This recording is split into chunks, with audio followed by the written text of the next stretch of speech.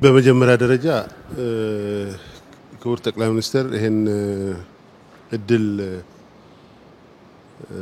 ስለሰጠን በጣም ነው የማመሰግነው። ይሄ ባሌን አውቀዋለሁ።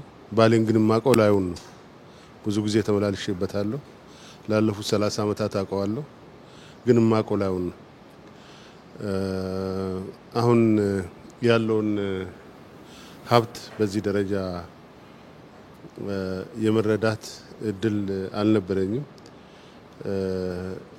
አንዳንዱን በወሬ እንደዚህ ያለ የሚል እንሰማለን። አንዳንዱን አሁን ግን ያለው ነገር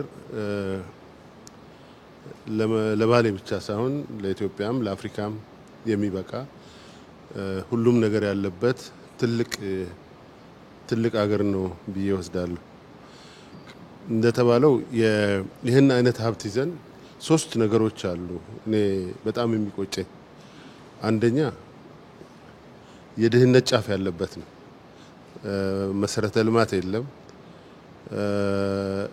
ለህብረተሰብ መሰረታዊ የሚባሉ የሚያስፈልጉ ነገሮች አልተሰሩም። ሀብት ላይ ተቀምጦ የድህነት ጥግ የሚኖር ማህበረሰብ መሆኑ አንዱ እጅግ በጣም የሚቆጭ ነው። ሁለተኛው የሚቆጨው በቅርብ ሳውዲ ሄጄ ነበር። አመት አልሞላኝም። ብዙ ወጣት ኢትዮጵያኖች ከሚሰደዱባት ዞኖች አንዱ ባሌ ነው።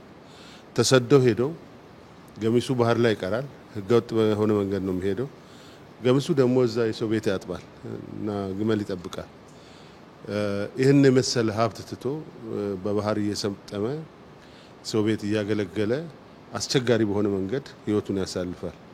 ይሄ ግን እነዛንም አምጥቶ እዚህ ማስተዳደር የሚችል ሀብት ነው ያለው።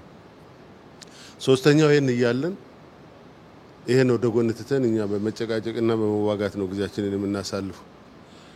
እነዚህ በጣም የሚቆጩኝ ነገሮች ናቸው። ትላንትናም እየተንቀሳቀስን ስናይ ዝም ብለን እየተነጋገርንበት የነበረ ጉዳይ ነው። ይሄ አሁን የደረሰው ነገር ጅምር ነው ብዬ አምናለሁ። ገና ጅምር ነው። ብዙ ነገር ይኖራል። ይሄን በጅምር ያለ ነገር ከንትን ወተን ከጭቅጭቅ ከንትርክ ከመጋደልና ከመታኮስ ወተን ሙሉ አቅማችንን እንደዚህ አይነት ሀብትን ወደ ተጨባጭ ነገር የመቀየር ነገርና ከድህነትም ለመውጣት መጪው ትውልድ በአገሩ የሚኮራበት የሚኖርበት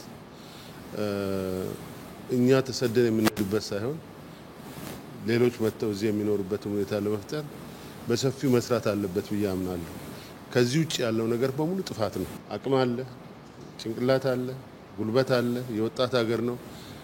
ይሄ የወጣት ሀገር ወደዚህ ወደ ራሱን ሀብት አውጥቶ ወደ መጠቀም መምጣት አለበት ብዬ አምናለሁ። እድል ከተገኘም የኛን አይነት እድል ማግኘት በጣም ይከብዳል። ግን መጥቶ የሚያይበት ማየት የሚገባቸው መጥቶ የሚያዩበት ሚዲያዎችም ይህን ሀብትን የሚያስተዋውቁበት ሁኔታ መኖር አለበት እላለሁ።